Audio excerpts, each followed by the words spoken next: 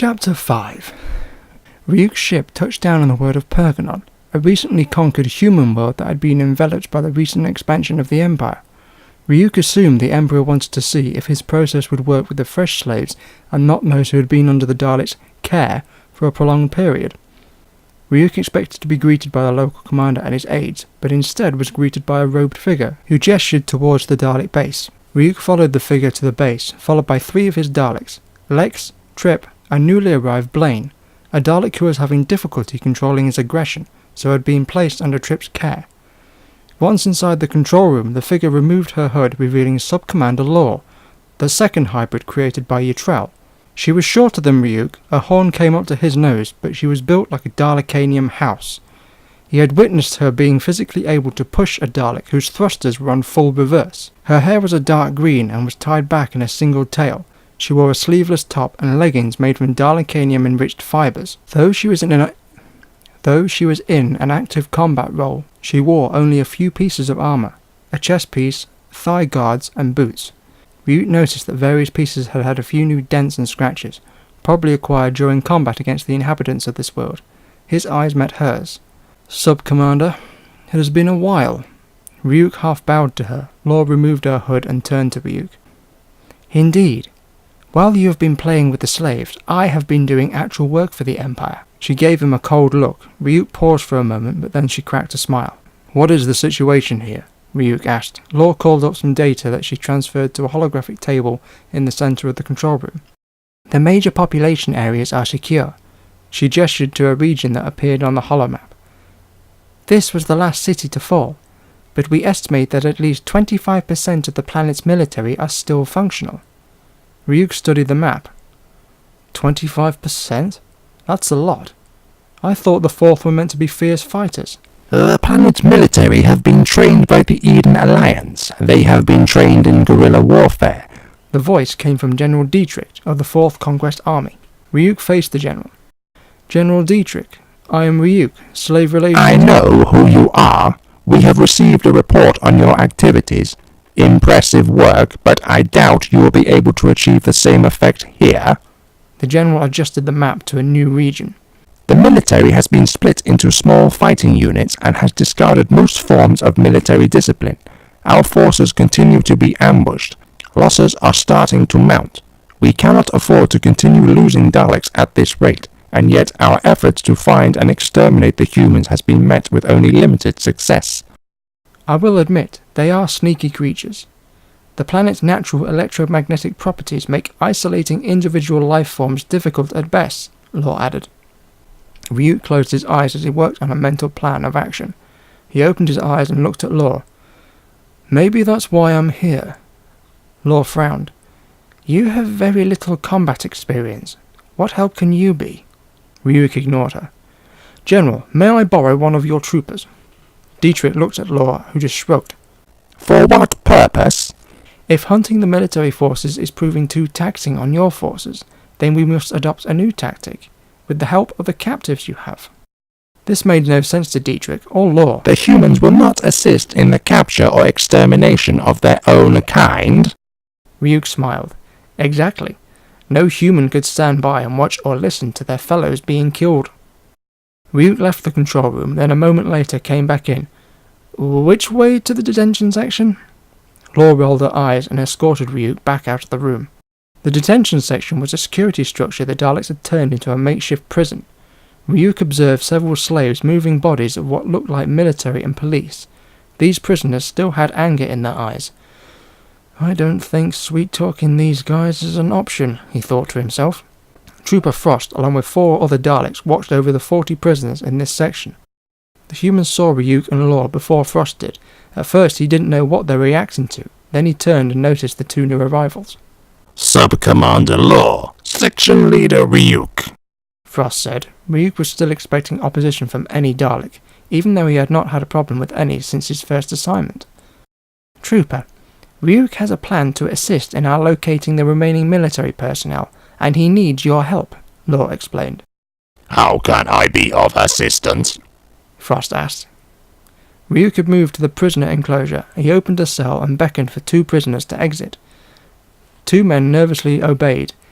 "Stay there," Ryuk ordered, as he noticed the back of the wall of the building had been demolished, and there was a clear route out of the city.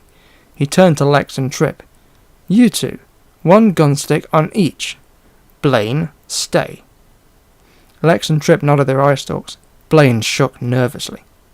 "Transmit this message on all wavelengths and frequencies," Ryuk ordered Frost.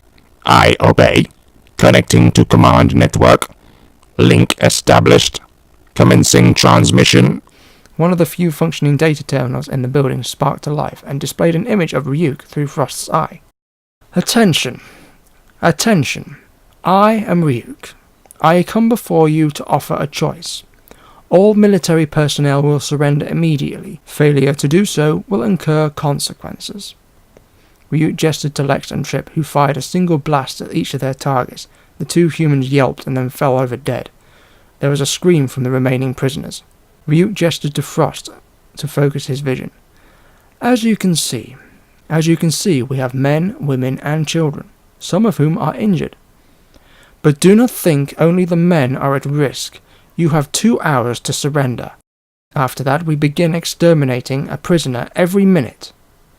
That is all." Frost cut the connection. "I wouldn't have believed it if I hadn't been here to see it," Law said. Ryuk frowned. "What do you mean?" "You had those two exterminated. Isn't that kind of cold for you?" Ryuk knelt down by the two bodies and regarded them. "Your point being?" I just thought that I'd never see the day where you could do such a thing. I thought you were a friend to the slaves and, well, were soft." Law had begun to shake. Seeing Ryuk so heartlessly perform this action made her suddenly nervous around him. Ryuk stood up and walked toward the door. "Human compassion is a strength, but also a weakness. I may have spent the last year and a half working to save the lives of slaves, but I am still loyal to the Emperor, and will do what is best for the Empire." Sub-Commander, Section Leader, you are required in the control room immediately. There is an incoming hyperlink transmission from Skaro. Ryuk looked at Law. Both of them suddenly looked nervous. They found the control room empty.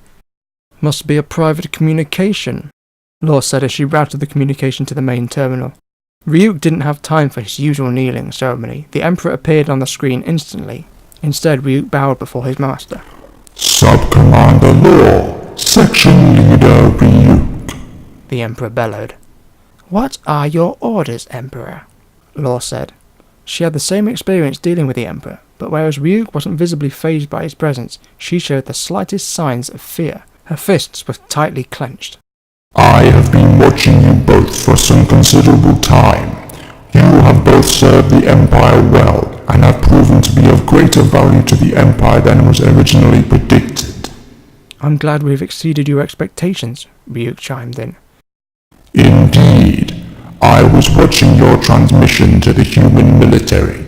As you suspected, it was suggested your dealings with the slaves would have awoken your human compassion. You have proven that this is not the case, to the annoyance of a number of my Daleks." The Emperor looked to his left. Ryuk knew he was looking at Supreme Dalek Garen. The head of the Spy Corps had an intense dislike for Ryuk, and took any opportunity to question his actions or motives. The Emperor looked back at the hybrids. "Therefore, effective immediately, you are both hereby promoted to the rank of General." Law and Ryuk's jaws dropped. General? Both of them? If Garen had any objections, he didn't make them audible. Thank you, Emperor. What about my work with the slaves?" Ryuk was almost shaking. And this world has not yet been secured," Law added. "Your work with them is at an end. We have a protocol to follow. Your expertise may be required if and when situations arise that we have not yet dealt with, but both your skills will be put to far better use at the heads of conquest armies." Both hybrids bowed their heads. "General Law, you will be assigned to the 9th Conquest Army.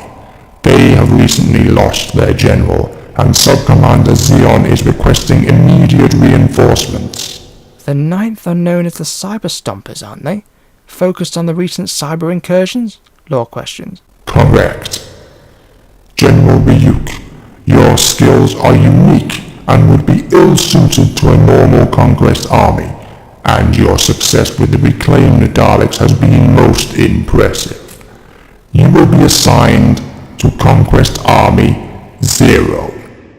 0? Forgive me, Emperor. I was unaware any such army existed. Until now it did not. It will be comprised of reclaimed Daleks. You will be required to build an army from scratch. General Xenol of the 1st Conquest Army has offered assistance in exchange for your assistance in the war against the Mechanoids. Thank you, Emperor. What exactly will Zero's mission be? Your insight into the human mind will be of great use to the Empire. You will focus your efforts on undermining the Eden Alliance and readying them for conquest. Their military is strong and well organized. Intelligence indicates your human brother is now serving in the Alliance Intelligence Corps. This grabbed Ryuk's attention. Owen is serving in the military? I suggest you reacquaint yourself with him. Intercepted transmissions from the Alliance indicate he is preparing to leave on a mission to one of the outer worlds, close to the dead zone between the human and Dalek territories. Gaining access to him should be child's play for you. I will begin preparations immediately, Emperor. Excellent. Now, General Law, General Ryuk, go serve the Empire. Fulfill your purpose. The two hybrids bowed at the transmission end. Law turned to Ryuk, who was shaking almost as much as she was.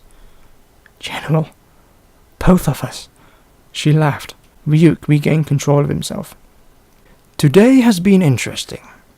I can guess I can now call myself General Ryuk, the Demon of Mercy. Epilogue. Commander Owen Mendez stood at attention in front of Colonel Bantam's desk. The Colonel looked up at him. "At ease," he ordered, and Owen relaxed. "Good to see you again, Commander.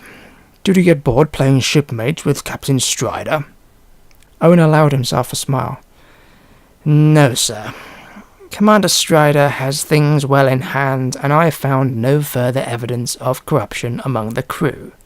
"Good. Then I have a new assignment for you. For this I am giving you some help.